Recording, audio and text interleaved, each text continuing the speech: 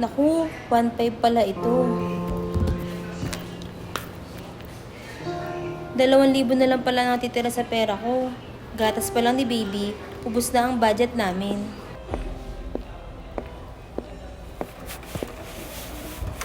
Good morning, guys! Oh sis, di ba kapapanganak mo lang? Bakit pumasok ka agad? Baka mabinat ka. Hindi na kasi na kahit na si Mr. lang ang kumikita at nagtatrabaho. Sa mahal ng mga bilihin, gatas pa lang ni baby, ubos na ang budget namin. Bakit kayo gumagastos sa gatas? Di ka ba breastfeeding? Oo nga sis, hindi mo na kailangan bumili. Lalo pamahal ang mga bilihin. Sinubukan ko magpa-breastfeeding. Kaya lang, parang hindi sumasapat kay baby yung gatas ko eh. At saka, parang ang sakit ang nipple ko tuwing magpapadede kay baby. Ay sis, ganyan din kami dati. Ang gatas ng ina ay kumpleto sa lahat ng nutrisyon na kailangan ng sabon sa unang 6 na buwan. Siguradong sapat na ito para sa pangangailangan ng ina. Ang pagpapasuso ay hindi dapat maging masakit. Kung nakakaramdam ng sakit, maaaring may maling posisyon o LATS. Tinuruan nga pala kami ng doktor ng tamang pamamaraan ng pagpapasuso. Halika't ituturo ko sa iyo. Tamang-tama, may gamit kami dito. Halika, tuturuan ka namin.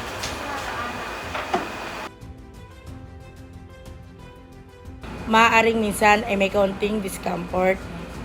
Pero sa una lamang ito, subukan ang iba't ibang posisyon para maging maginhawa ang latching.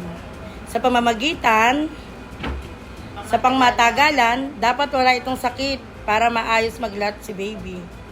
Siguraduhin malawak ang bukas ng kanyang bibig.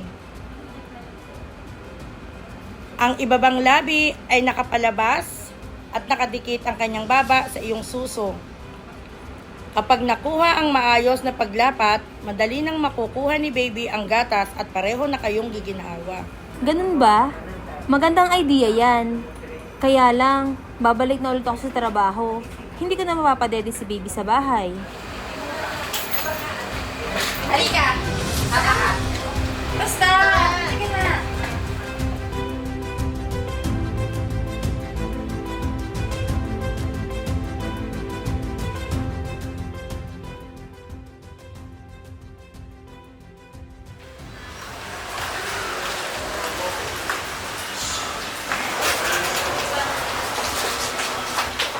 O sis, ito na ang sagot sa problema mo.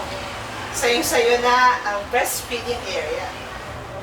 Dito, pwede kang mag-extract ng gatas mo na ilalagay mo sa malinis ng lagayan, tulad nito.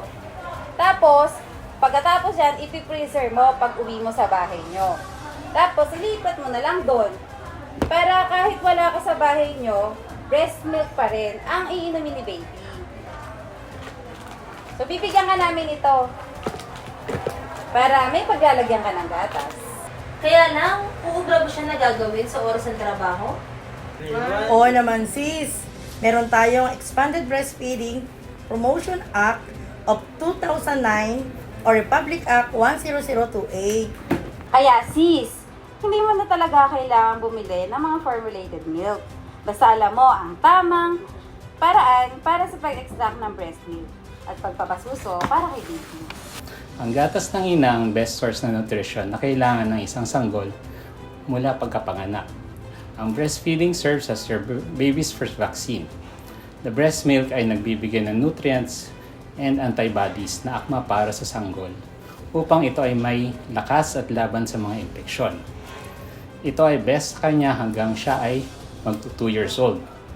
Bukod sa kalusugan, mas ma-develop ang bond mo kay baby.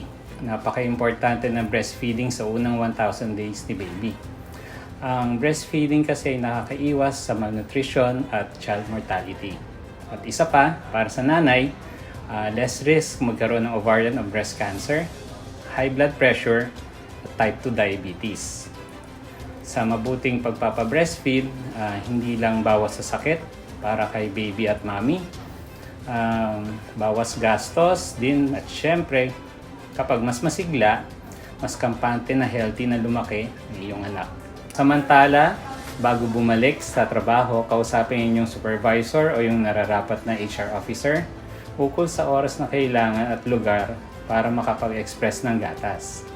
Ayon sa Expanded Breastfeeding Promotion Act of 2009 o yung RA 10028, ang mga breastfeeding mom na nagtatrabaho ay may karagdagang 40 minutes na lactation break para kumolekta ng gatas during working hours.